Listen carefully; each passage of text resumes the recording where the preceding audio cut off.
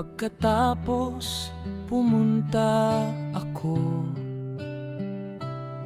sa ibang lugar mula sa disyerto,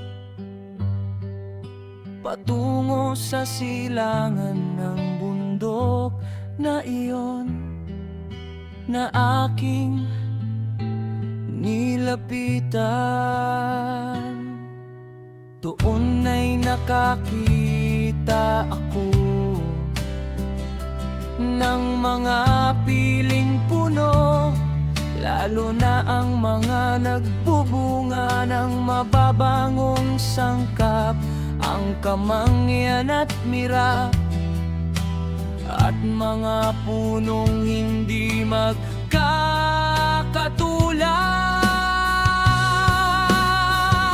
At sa itaas nito, sa ibabaw nila, ay ang mataas na bahagi ng silangang bundok.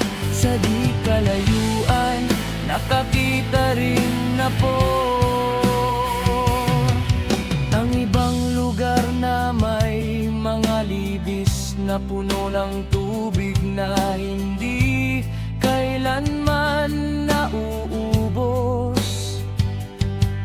kung saan aking napansin ang isang magandang puno na sa amoy ay kahawig ng sasakinon. At sa may mga gilid ng mga libis na ito, aking napansin ang kanela na may matamis na halimuyak. Sa ibabaw nila ako ay nagpatuloy patungo sa silangan. Pagkatapos ay nakakita ko ng isa pang bundok na may mga puno na mula roon ay umabos ang tubig na parang neketro. Ang pangalan nito ay Sarira at Calboneba.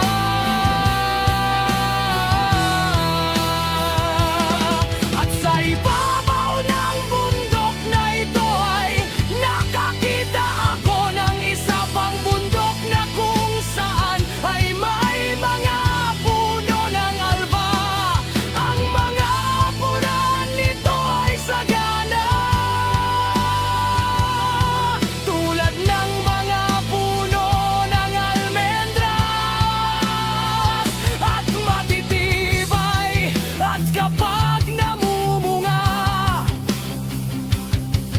ang bunga nito ay higit na mainam kaysa sa lahat ng pabango.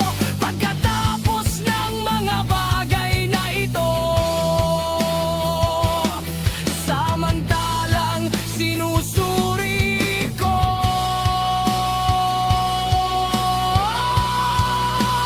ang mga pasukan sa hilaga, sa itaas ng mga bundok, aking nakita ang pitong bundok na sagana sa dalisay na nardon, mababangong puno, kanela at papiro.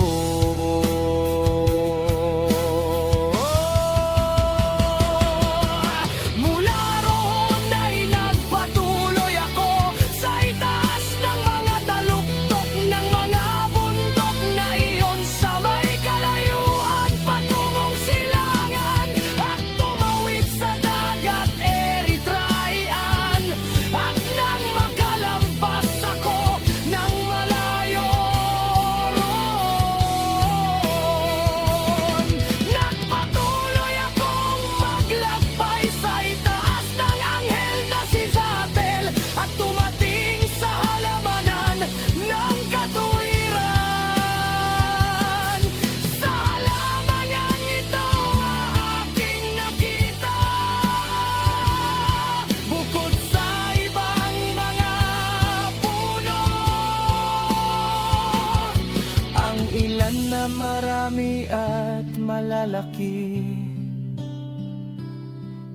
at yumayabong doon. Ang kanilang bango ay kaaya-aya at makapangyarihan at ang kanilang anyo ay kapwa sari-sari at maganda. Naroon din ang puno ng kaalaman na kung kanino man ay kumain, siya ay nabibiyayaan ng dakilang karunungan. Ito ay tulad ng isang uri ng puno ng sampalok na namumunga ng mga bunga na tulad ng ubas na ubod ng ganda. At ang bango nito ay umaabot sa kalayuan.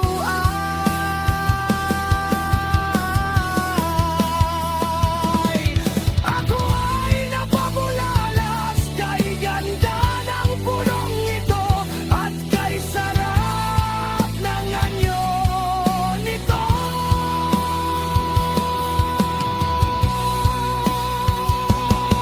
Sumagot si San Rafael, ang anghel na kasama ko, at sinabi ito ang puno ng kaalaman na siyang pinagkainan ng iyong sinaunang ama at ng iyong matandang ina.